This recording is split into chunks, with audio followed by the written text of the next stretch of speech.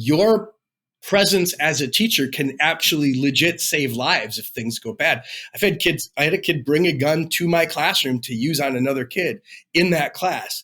And when you start to realize after it played out, the kid got scared when security called, they got a tip, but I was up there, and the kid, when he got caught later, he tried to run out of the building. They got him. Security nabbed him before he got out, said that my pacing as I taught took away any clear shot he would have had.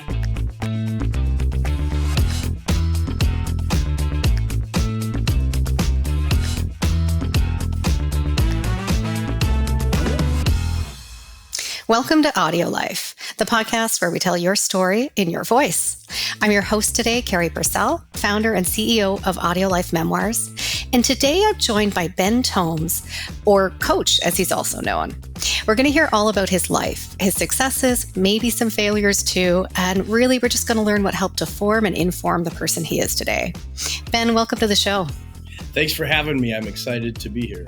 I'm really excited to speak to you today as well. We've had a brief intro, so I know a few things that I'm interested in learning more about, but there's so much that I don't know.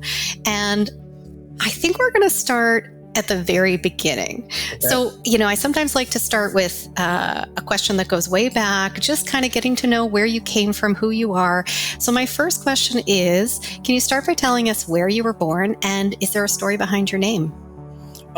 Not so much, I guess, with my name. It was a relative that I had never met. But I was born in Milwaukee, Wisconsin. We didn't live there very long as a kid, but I was born there. Both my parents had grown up in the Milwaukee area. So that was where I happened to be born. Okay.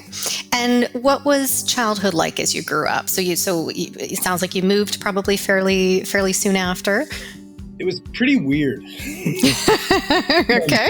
I can't, it's funny, especially having ultimately worked in inner city environments and seen what bad looks like. I can't call it bad, but it was definitely bizarre. Okay.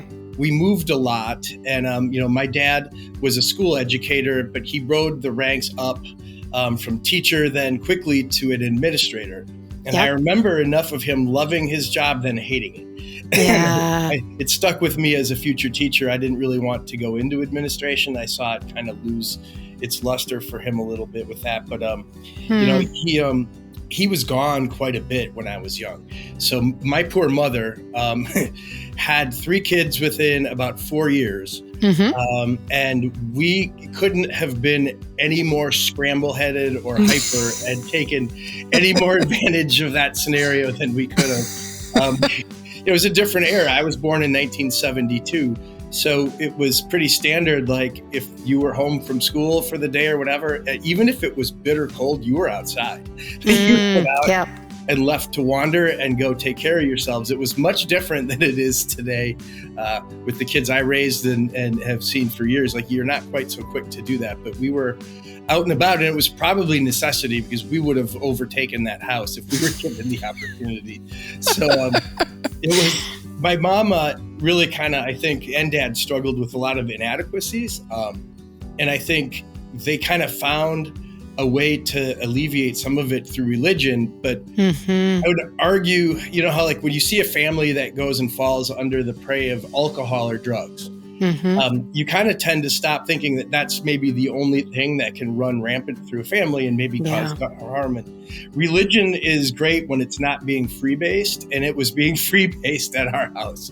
Wow. My parents didn't need drugs or alcohol to fuel weirdness. I think religion kind of did a lot of that. So by the time I was in 3rd grade, we were in a Quaker church, and I spent that time in a Quaker church until I was maybe a sophomore or maybe early junior in high school, and it didn't go real well.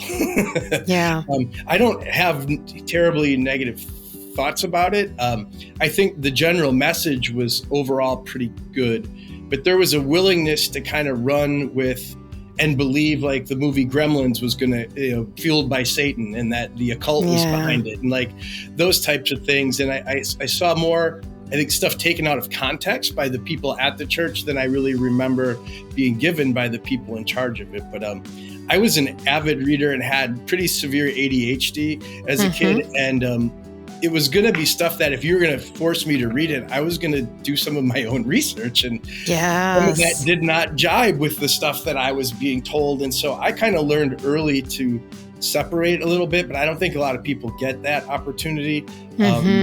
We were fortunate in that we moved quite a bit. And the participation in that church was quelled a little bit when we moved 2 hours away.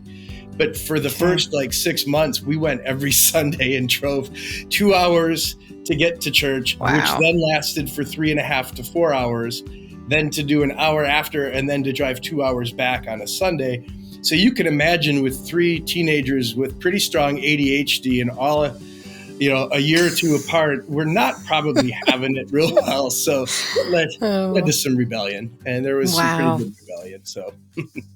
Oh my gosh. So there's so much in that introduction you just gave us. There are several threads that I'm going to pick up on. But I'm going to try just for this first part to keep it to those early days. Mm-hmm. So you mentioned one of 3 kids. You have 2 siblings. Mm-hmm. What are you the oldest? Where do you fit in that? So I'm the oldest. I'm also the only one that really never left town. Okay. Or that left town. The other ones did not leave. They kind of stuck around. So I'm the only one that actually kind of branched out and moved away and did other things. So as you become an adult, that actually can cause some other additional dysfunction because you're not there to deal with some of the stuff. But I definitely felt pretty confined by the small town environment that I grew up in. So I branched out. So, and when you say the small town environment you grew up in, you also mentioned that you moved around a lot. So was it with several small towns? Was it kind of the same? Yeah. Very much. So my dad climbed the ranks as an administrator. And so in Wisconsin, it's different. They have single city school districts. Whereas like in a state like Florida, where I've worked, it's county school districts, which provides you a lot more opportunity without having to quit to climb a ladder. Yeah. So because of that, we were bouncing when he got his degree. We were in Wausau, Wisconsin for 5 years from when I was 3 till I was 8. And then we moved to Sturgeon Bay, Wisconsin. And don't be fooled because where I grew up, they don't sound like I do right now. It's the Wisconsin accent's a thing. You'll hear it come back and be just a little bit, but that small town Wisconsin accent is unrivaled. I have friends that sound like they fell out of the movie Fargo. You just can't almost believe that there's actually accents like that out there. But there's parts of it I loved. We were in Wausau for 5 years, Sturgeon Bay for 5 years. And then we moved to Waupaca, Wisconsin, which is really small. And we were there for 2 years and then moved back to Sturgeon Bay. So I had the chance to go to school with kids for 5 years, leave for 2 years, and then finish up high school with them, which was a unique experience to kind of go and have those 2 super formative years out and then go back. Because I was an entirely different kid by the time I went back. I had been pretty quiet and compliant. But there was a storm brewing in my 9th grade year in Waupaca. We got really bored. And the one thing I learned, boredom is my mortal enemy. So, or best friend, one way or the other, boredom's going to get a reaction from me. And Waupaca, its natural state was boring, but the friends I made, we made sure it wasn't boring. So we were kind of a roaming group of scrambled dregs, I guess, just kind of like going and doing whatever. And especially now looking back with ADHD, I clearly had ADHD, but I had it before anybody knew what ADHD was. Yeah. And so people we got to slip through cracks on things and everybody just kind of, well, you're just a real prick, or you just don't listen, or you don't behave. There was a lot more going on. And what they've really found now is unmet intelligence at an early age leads to a lot of that. And as much as we were easily led astray, a lot of it was still, even if it was really bad emotional intelligence or figuring out how to get away with certain things, you're still seeking intelligence, even if it's not on a traditional scale. So I look back, it's been interesting careers for the kids that I first started to misbehave with. I went into education and became a teacher. And when I say misbehave, I mean genuinely dangerously bad things. We stole a circus bus at age 14 from a local carnival called Tip Top Shows. And as you can imagine, as the 14-year-old boys might be the least intelligent form on life, at least in how to process what you should and shouldn't let out. So, 3 of us, I was 85 pounds. I was tiny. Yeah. And I was with two friends, and we just kind of wandered a fence late at night and found a bunch of equipment with keys in it. And Oh so my we gosh. planned this for 2 or 3 weeks, a sleepover, and went back and stole that thing. It was an old short bus. So you think about the irony of what we took. That's true. And bailed out the back of it and cut across a golf course, tearing it up, yelling "for" out the window, thinking it was the funniest thing ever. And we could have gone away for the rest of our high school career for what we did, just taking that out. And we got away with it because as much as we were scramble-headed, we could think quickly. And we were able to communicate with it about a few minutes warning. Well, we had a pact. No one was going to talk about it except to a couple friends. But it was too tempting when we got back to school. We told everybody. I mean, a 14-year-old kid's not going to keep that quiet. Yeah. So we get back, and we didn't realize that the owner's nephew was a grade ahead of us. And so he hears the rumor, and we're called into the police station. Thank God after... So it was a twice a week, or it was a once a week newspaper town. So you got the newspaper out on Tuesday. So the story had hit that there was a short bus stolen. So we were able to call each other with about 5 minutes, no cell phones at that point in time. What are we going to say?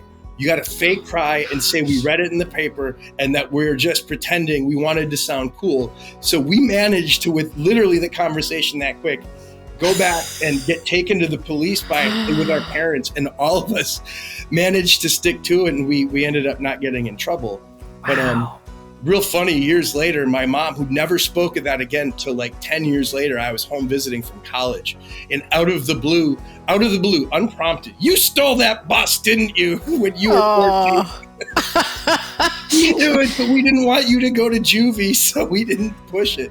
Oh my gosh, what a story. We did legit dangerous stuff. Like, I could have easily been locked up. And I know going future into education where I had to work with kids who had done bad things, it gave me a huge bit of grace with kids who had done some things, because I saw like firsthand how easy it is to fall into doing some of those things. And not really even intending to be a part of it, or really realizing or grasping the weight of what you just did. So it helped me gain a lot of empathy as I became a teacher. And my other friends that I did that with, one of them is a longtime police officer in Indianapolis, and works undercover in some gun cases. And so he managed to go and parlay that in. Another one became a mortuary specialist and owns his own mortuary. Another one works in high-level finance, and one of them's no longer with us. So it was just a very, very different dichotomy of what directions we went in, all very interesting and of note. But we were also the losers of that class. And so, when I was in that school for my first 2 years, I was in so much constant trouble. To this, like, in trouble in Spanish class, we got caught egging the teacher's house. I mean, it's pretty bad. So a couple of things. When you said, I won't believe what, how the kids that you misbehaved with turned out, I was not expecting so much success, really. So much, we have police looking for order. We have educator, we have business owner, we have, finance. Yeah. I was not expecting that to be. So that's an outcome that, lucky for you, wasn't railroaded. No, it could have very easily been. I look back at that all the time. As much as I can laugh about it now, it's terrifying, and it helped make me a better parent and everything when all that stuff came, just because I knew I was kind of forced in the shadows to go do anything fun.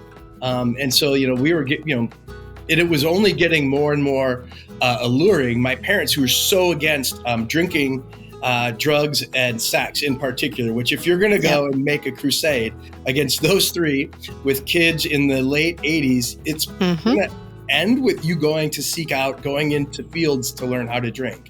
And that's what we would do. We would get, 3 or 4 kegs between 2 or 3 schools nearby, and you would go experience your fun, if one way or the other. And for my mom, who liked to condemn us to Hades if you engaged in any of those big 3, once you've checked off a couple of those boxes, it's kind of like, well, if that's gone, if my salvation's not able to be redeemed, well, here, like, I'm going to go try this or go do this. And so I'm actually also fortunate on that front that I never got into any like big drugs or anything. So even working in cannabis now, that wasn't until I was late into adulthood. So, I was fortunate that I, kind of kept it limited, but also because we did it in the shadows, we were drinking and driving all the time. Yeah.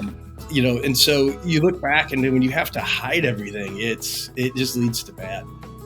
And Wesley, just out of curiosity on a little tangent, so was the drinking and driving a kind of a necessity in small town? You didn't have another way to get around, or was it something else? It was a combination of both. I just think, you're young and you just think, well, I won't have a problem with it.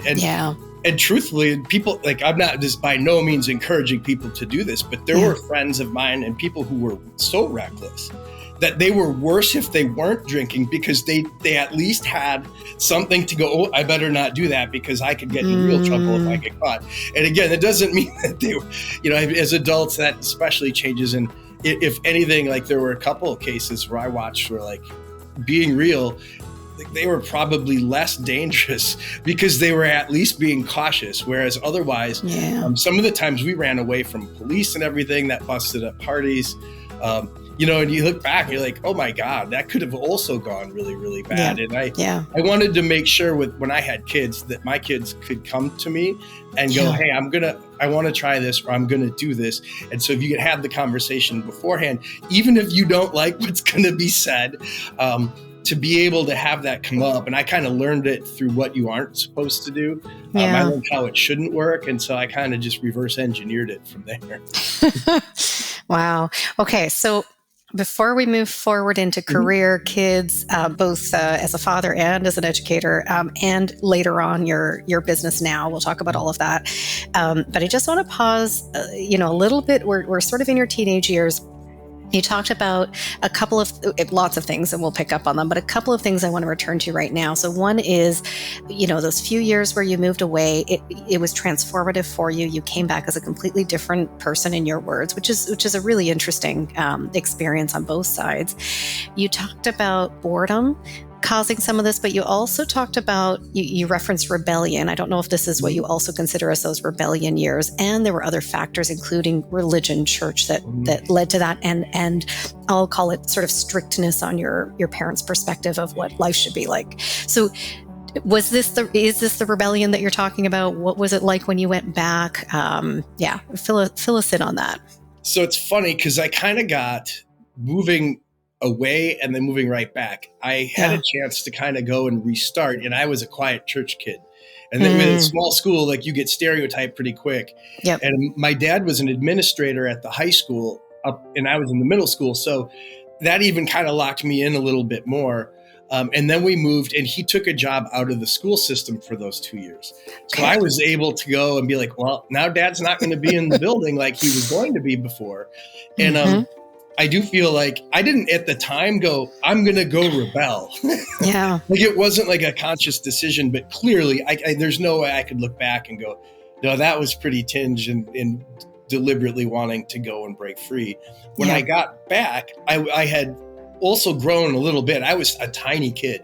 So I was an 85-pound freshman. So the last time anybody had seen me in the one school, I was like 80 pounds. And I wasn't huge when I came back, but I was definitely not a full-blown, little kid. I was now like 120 pounds. So I was huge.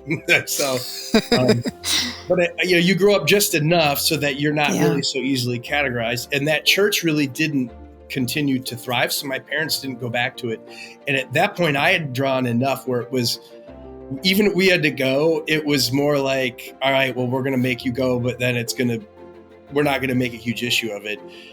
Even though they would at times, they'd pressure you to go, but it really kind of lessened just enough so that wasn't stoking it. But I got back to where my old friends group was.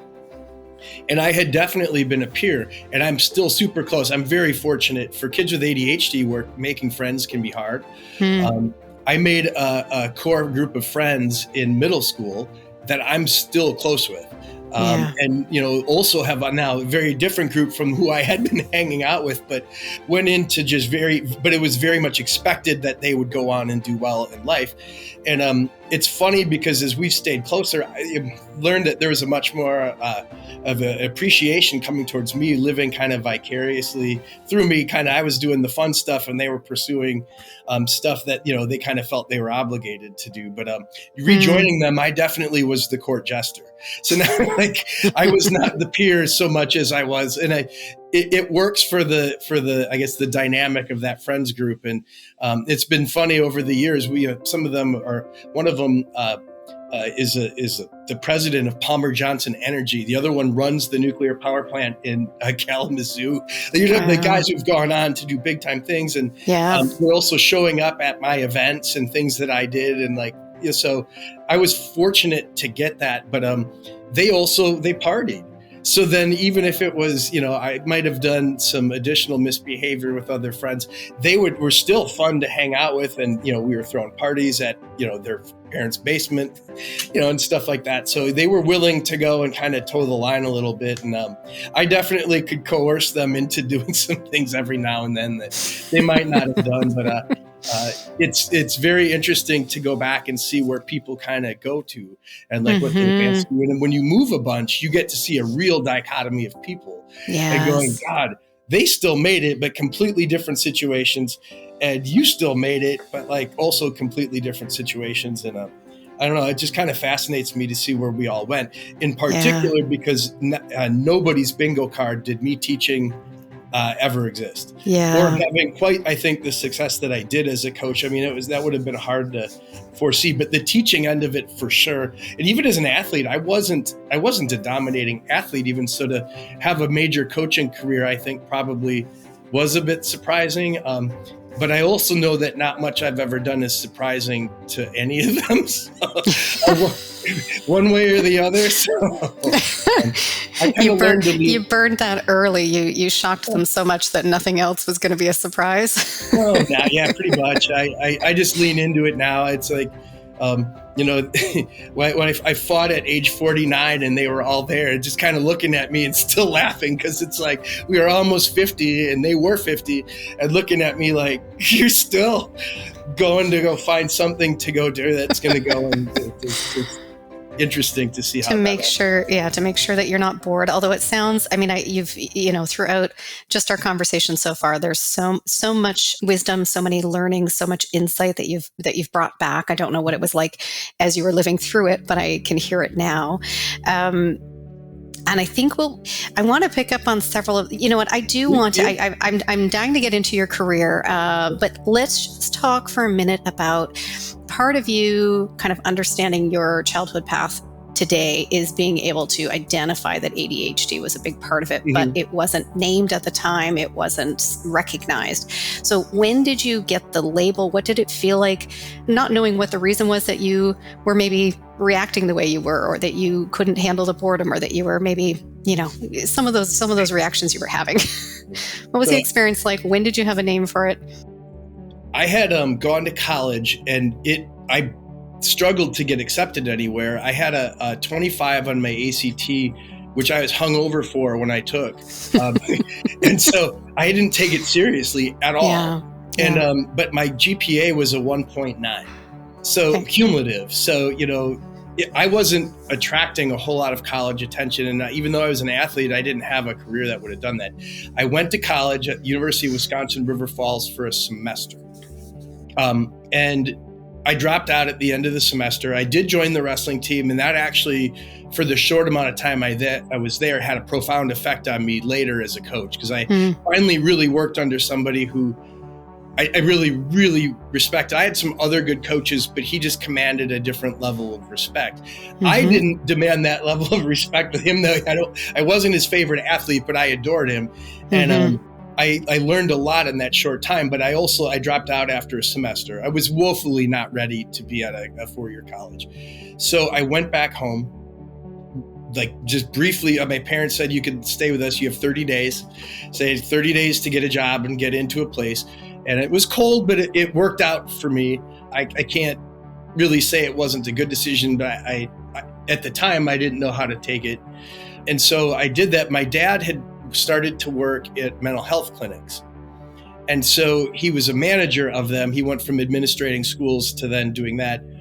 And he wanted me to talk to a doctor that we had known the family for a while. My dad took a job working for him. He was a psychologist.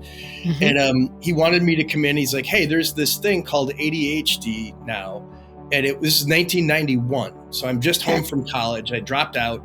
My dad kind of nudgingly, hey, maybe you should come in and do this index. It sounds an awful lot like it would explain maybe why school was such a struggle.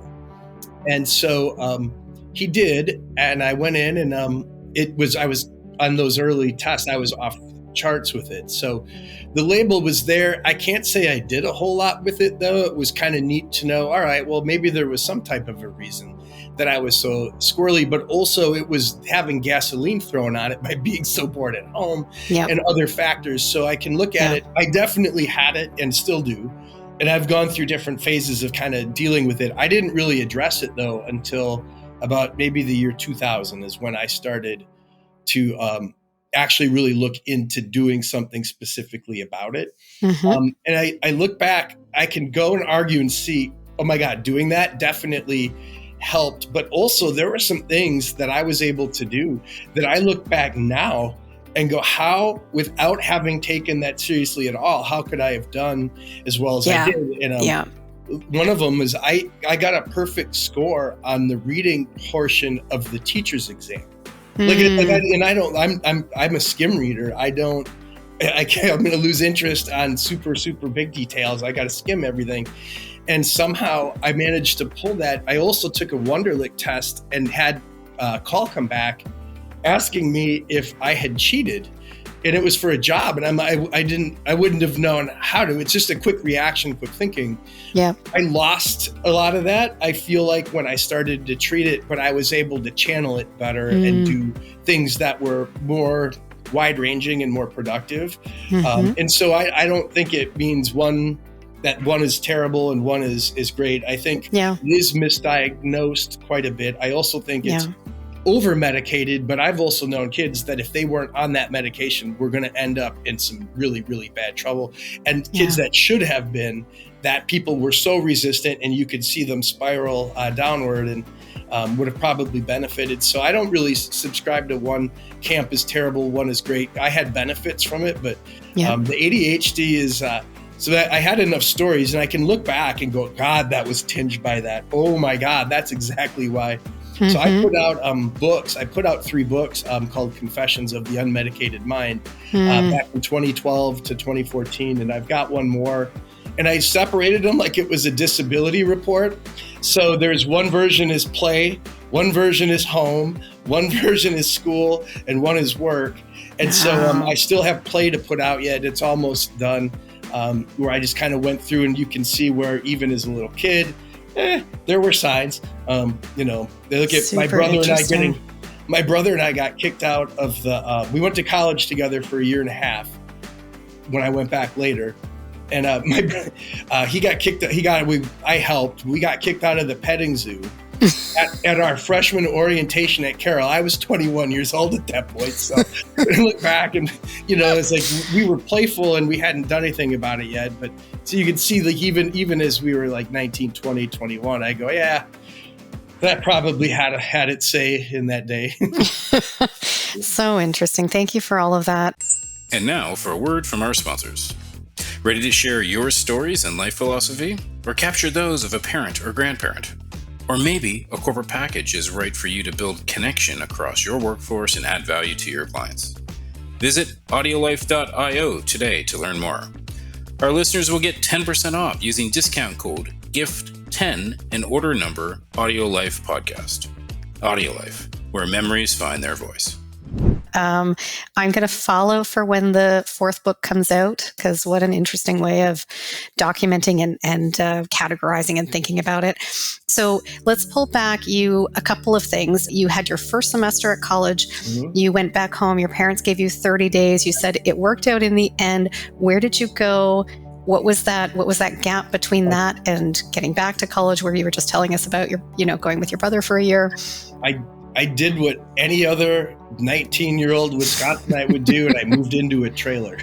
Yeah, got it. Okay. At a local hotel, they had like some cheap trailers you could rent by the month. So I did that, and I bounced job to job to job. So I worked at one point making wood hulls on ships. I worked at an ice factory. I worked at a Pizza Hut. I would get bored with something, and none of them paid very well. And it was, Sure. $5 an hour. Loyalty is going to be pretty low. Yeah. So I bounced around. What did have the most profound impact on me ever was moving home and dropping out of college. I was watching my younger brother, was an exceptionally talented athlete and a very, very good wrestler, but we didn't have good coaching at that school. And because I had gone off and seen what good coaching looked like, and it being at another school where I had much better coaching and I was getting my last 2 years, and I now knew how to quantify how bad it was and knew he had zero chance of making it as far as he could. And I never qualified for anything really. So, I was above average, and that was about it. And I didn't want him to have that same fate. So I felt like I learned quite a bit in my one semester of college wrestling, and I already had a pretty good knowledge of the sport. And I came back and volunteered as a coach. And then I ended up getting a weird set of circumstances after a year of volunteering. So I was still 20 years old.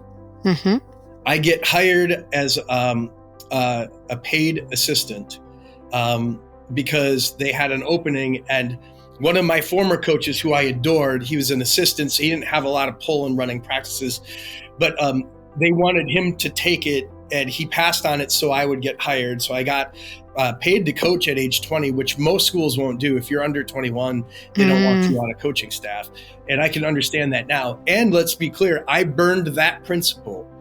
Mr. Grimmer, who I nicknamed the Grim Reaper, and I had not endeared myself to him, although my dad had worked with him. And so, but then there was a gap. So he knew me when I was little, but I made his life hell my last 2 years in school. So me going back and trying to get that position and get it paid took a leap of faith on his part.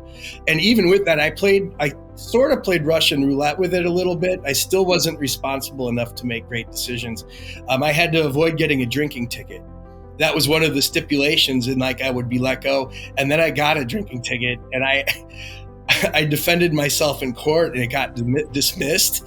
So I was this close to having it all blow up. Wow. But early in the season, so it was a really, really little bit of time. I was angry because I didn't get hired initially to get paid. I ultimately did, but the season was about to start, and one of my friends that I stole the bus with when I was a kid killed himself, committed suicide on Thanksgiving, which is in the very early part of wrestling.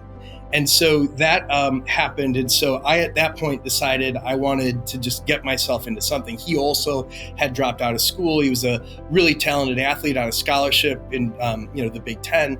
He's a talented wrestler, and, really never got any clarity on why that happened. It caught us all by surprise. But what was becoming clear is I was watching guys my age kill themselves pretty frequently in small towns in that 18 to 21-year-old gap. You can't go out to bars. Not that drinking is that important, but at least you're around friends where they can see you and stuff like that. And that really hit me. So I decided to go into coaching at that point. And so I ended up going into coaching, and what had opened up was the head coach had blown his knee out. He couldn't do it for that season, at least at practices. So at 20 years old, I became an interim head coach. Wow. And so I got to run the practices. And I was working at an cleaning floors third shift for just an asshole. Sorry if I'm not supposed to swear, but just this really, really, really decrepit guy. And I worked with third shift cleaning floors so that I would have the time to coach. Did that season, and we had the best season in school history. We had 3 guys go to the state tournament. We never had more than one. We had 2 of them place at the state tournament and get into the semifinals, which in Wisconsin, it's not a normal event. It sells out arenas. You have to there's scalp tickets outside of a wrestling tournament. People don't realize the following at that level in some states is pretty big. So we were on a huge stage, and got 2 guys to place. One of them was my brother, and he wasn't supposed to make it. He scored a takedown at the buzzer against the defending state runner-up, and that propelled me. like that win made me go, oh my God, I'm actually good at this, and have now led somebody past something what he was never supposed to do, and long past what I had done. So it really made me realize I think I could go into this as a career. And so that in that time frame, I still wasn't 21 yet. I didn't turn 21 till after that, but I made the decision to go back to college at that point.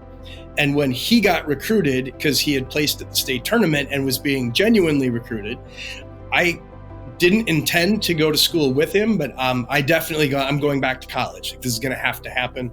Made the decision to compete in college, even though I had been out for 3 years and wasn't all that great in the first place. But I had coached, and coaching makes you better at what you're doing. And I was beating up on one of our guys who placed at the state tournament and was heavier than me. I'm like, maybe I've gotten a little better by coaching. And so I went back to college, and my brother dropped out after a year and a half, even though he's the big star recruit. I ended up going with him when my college plans fell through. I got accepted at the same school, so we suddenly were impromptu teammates. He left after a year and a half, and 4 years later, I had started all 4 years and turned into an okay college wrestler. Like, I was never supposed to do any of that.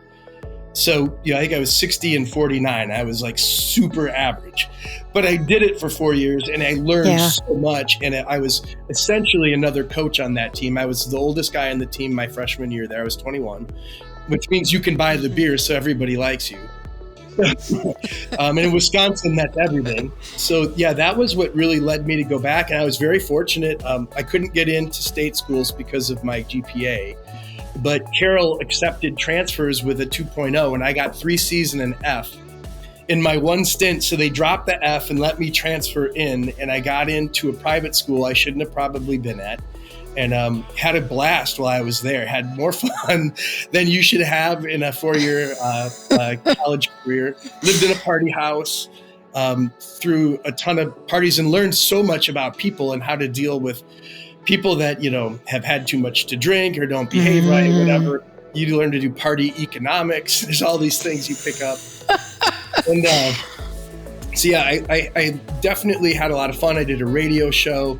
I went to Russia, spent 6 or 7 weeks in Russia, spent a week in Kazakhstan as part of that trip. So I've seen where Borat's from. If you wanted to know if it was as wild as they portrayed it, it was. It was definitely a unique experience. But that decision to go back and just to stay committed, because by the time I was done, I was almost out of money. I was turning 25. There was a change in financial aid law at that point. And so I wasn't going to be able to student teach and have it covered under financial aid as I was turning 25. So, I'd been in college for 4 years. I walked away with my history degree, but still went into education. And, I didn't take the hardest major in the world, but I had some amazing professors, and they worked out some really neat opportunities for me. And with the Russia trip, the generosity I got from one absolutely impacted me as I went forward as a teacher and a coach, especially of kids from just unbelievable poverty. So it set me up. I wasn't going to be able to afford to go to the trip to Russia. It was my sophomore year, and I was a starter on our wrestling team, and I didn't want to miss a chunk of the season.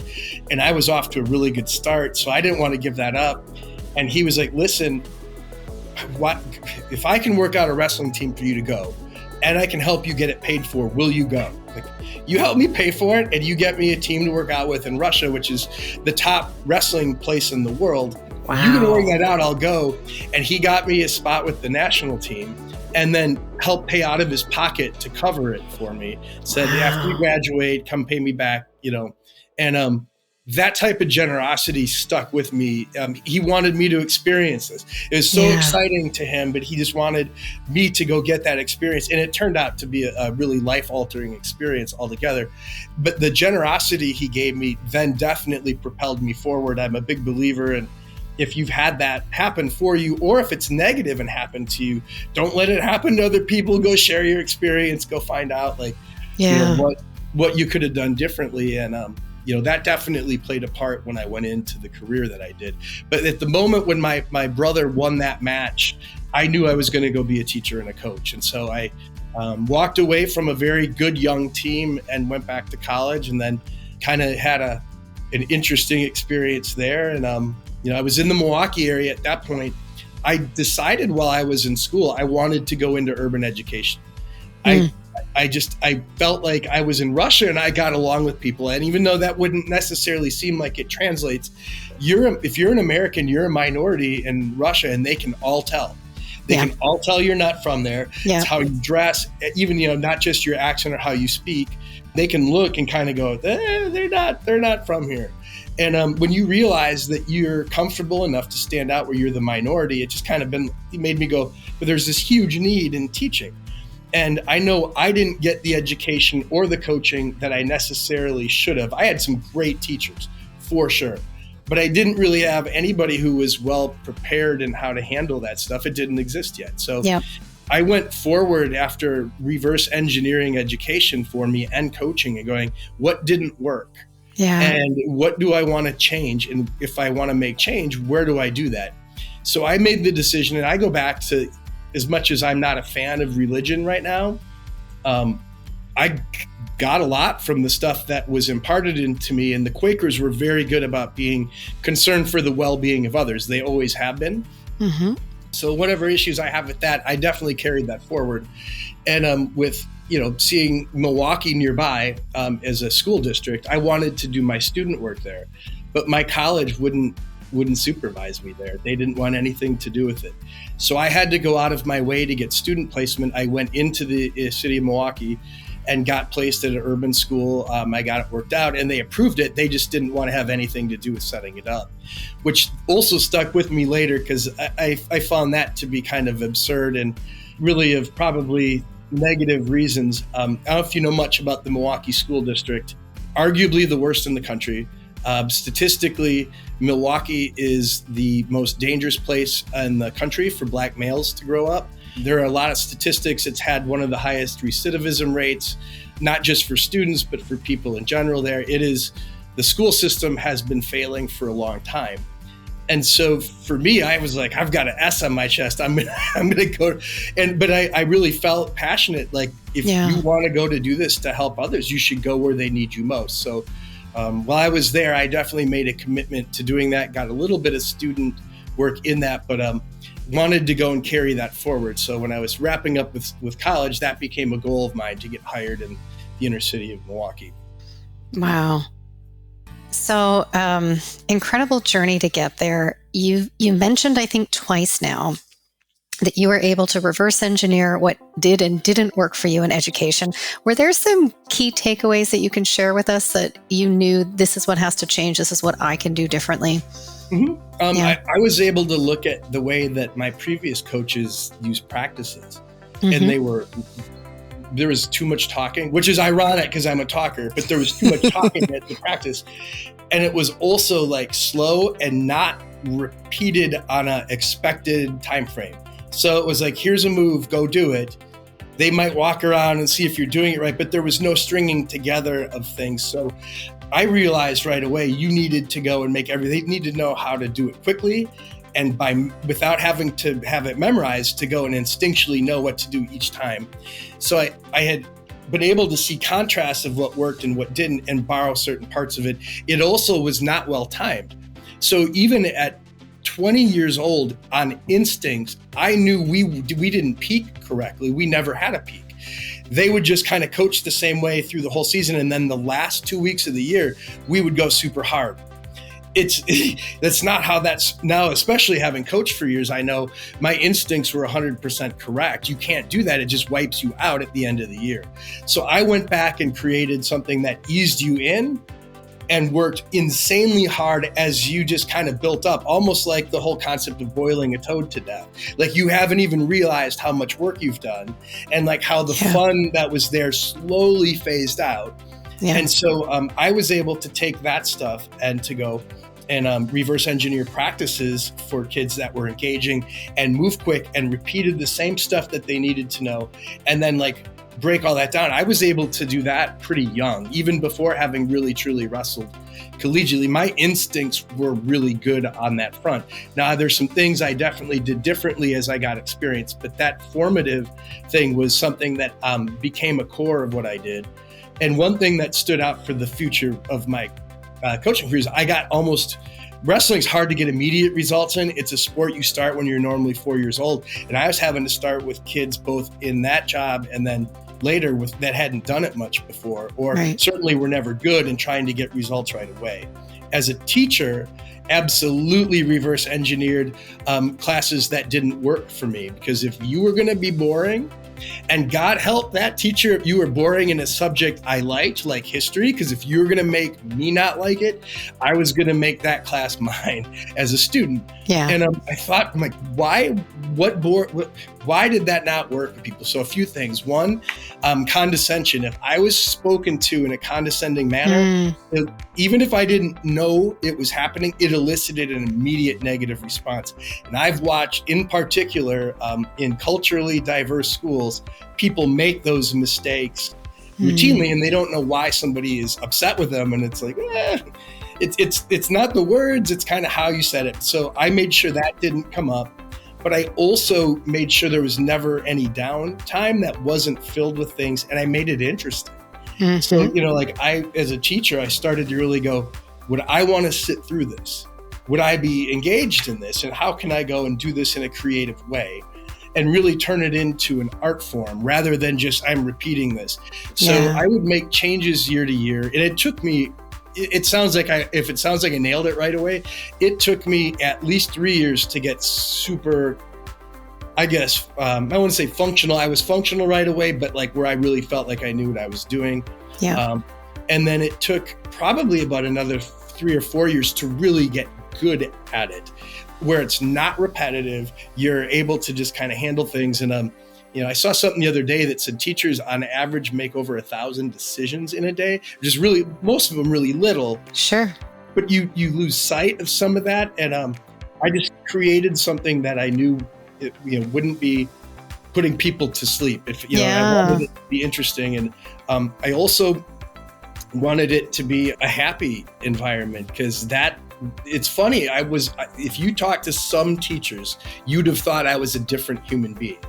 Like you couldn't have been talking about the same kid. Because for some teachers, if I knew that they were a decent person, they treated me with respect, even if I sometimes goofed around, I was going to behave for you. Yeah. Like if I was engaged. If you didn't engage me, I might like you, but it's not going to be an easy class. And I wanted it to be different than that. I wanted kids to look forward to coming to my class. Yeah. And I feel like as a teacher in the long run, I definitely got that. I didn't have a kid removed from my class for over 10 years. Like they felt like I could handle all of it. And this is working largely for a bunch of that. Not all of it, but with kids with, emotionally and behavior disabilities. And I was fortunate that I was able to carry in an understanding of that, but the ADHD also made me a better teacher. I knew to go, don't do this for 30 minutes. It's 10, 20 minutes, maybe work on it for a bit, kind of keep it moving, keep it interesting. And so I kind of built that in. I rolled tech in early because I thought it was interesting. So even years back, we were doing some pretty neat tech projects and things like that in class. I definitely on those two fronts did what didn't work. And I started to apply that in life. If you saw what didn't work, then don't repeat it. And one other thing I picked up as a coach, and this is where I think a lot of coaches, and not just coaches in sports, people in general, they look for the people who nailed it and then they copy it exactly.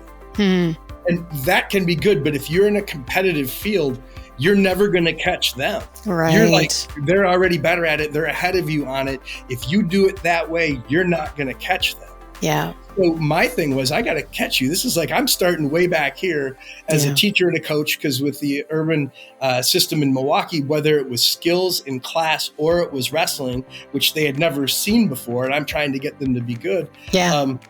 If I did what they did with those kids, you're never going to catch them. And in both education, this is now early 2000s at that point, it was legit competitive. They made schools compete for money.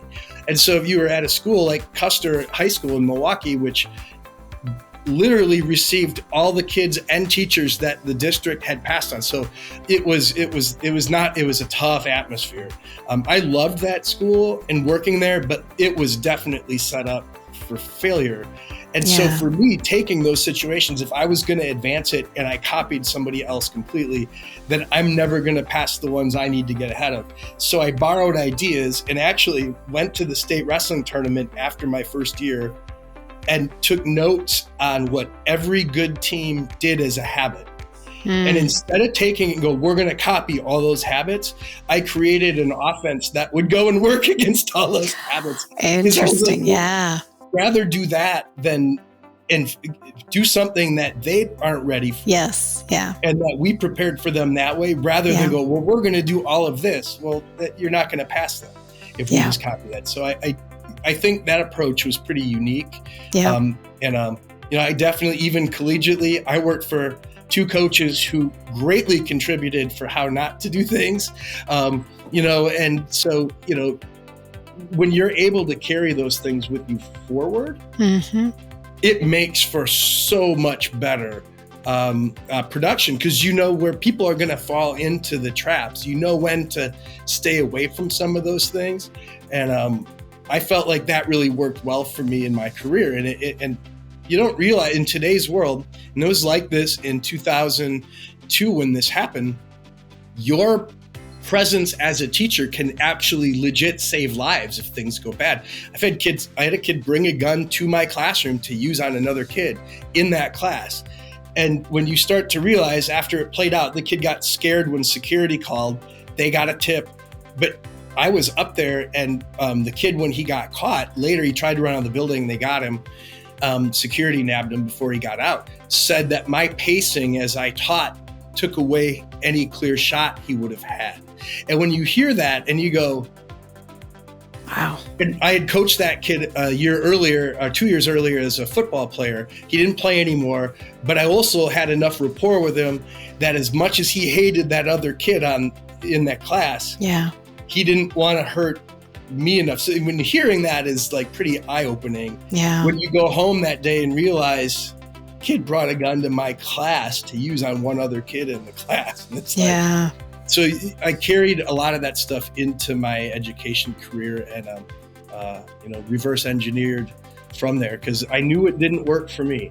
And I figured that challenged school environment, it couldn't be a whole lot different than how people could have gone and had success with me. And I also remembered exactly what worked. And it was mostly how I was spoken to by teachers. It was if they were funny, and I felt like even if I didn't do well with them, that I had their respect. And didn't belittle me or talk down to me. Or in some cases, if you could scare me, that also could work. But I carried that into one lesson I got that was so amazing. One of the funniest things I ever got was there was this clunky white guy teacher, he was a retired teacher, and I would say probably about 70 years old. And he would come in as a sub, and you'd hear a commotion amongst kids when this guy was in the building, and he would come in, named Jules Smith, and he would walk up to the kids, and he could speak their street language fluently and would do it. And the thing is he wasn't making fun of it. He was basically buying his way in, because there's something inherently funny about a 70-year-old white man who knows how to do the handshakes, who goes and can go and speak the modern lingo. And I kind of carried that with me to go keep kids not just entertained, but to go buffer and to go prevent fights. Because you hear 2 kids getting angry, and suddenly the white teacher goes, if you don't stop it on a G, I'm going to go and call you. And you say it kind of silly. It kind of buffers it because they know it's a joke, and it takes the focus away from when they're angry. But I carried a lot of that stuff in, and I watched for what did work and add what works. I just think you got to go and sometimes go and take how you learn not to do it and go, all right, we've got to go and find a better way and kind of fit what was there. So. Yeah. Wow, what a great answer. So thank you for all of that. Thanks for listening to part 1 of our conversation with Benjamin Tomes. Stay tuned for part 2, where we go into his chapter as a father. We talk about marriage. We also talk about his career in the mixed martial arts and UFC. There's lots more to come. See you next time. If you like what you heard today, consider recording your own AudioLife private podcast or giving one to a loved one for a unique and memorable gift. Today, AudioLife listeners will receive 10% off using discount code GIFT10 and order number AudioLife Podcast. Also, remember to rate our show and subscribe so you'll never miss an episode.